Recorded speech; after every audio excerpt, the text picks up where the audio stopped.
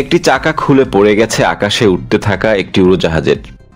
শতভাগ বিপদের আশঙ্কার মাঝেও ৭১ জন যাত্রীর জীবন বাঁচালেন ২ পাইলট।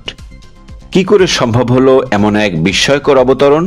চলুন জেনে নেই এই প্রতিবেদন থেকে। ১৫ মে শুক্রবার দুপুর ১:২০।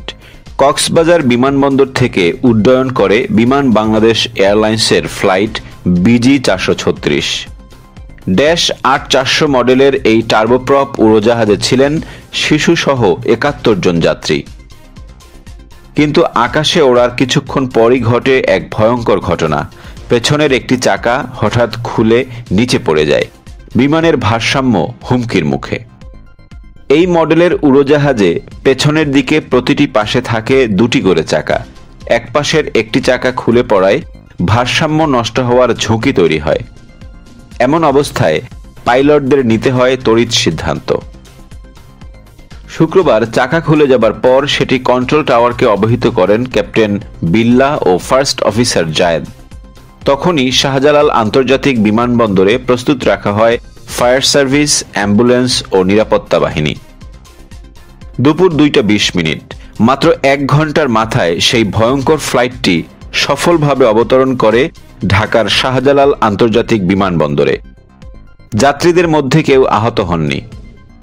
বিমানের এক পাশে চাকা না থাকলেও অন্য পাশে ভারসাম্য রেখে অবতরণ করিয়ে নেন দক্ষ পাইলটদ্বয়। বিমানের ফেসবুক পেজে ক্যাপ্টেন বিল্লাহ ও ফার্স্ট অফিসার জায়েদের প্রশংসা করে পোস্ট দেওয়া হয়। তবে প্রশ্ন উঠেছে, এটা কি শুধুই দুর্ঘটনা নাকি রক্ষণাবেক্ষণের চরম অবহেলার ফল?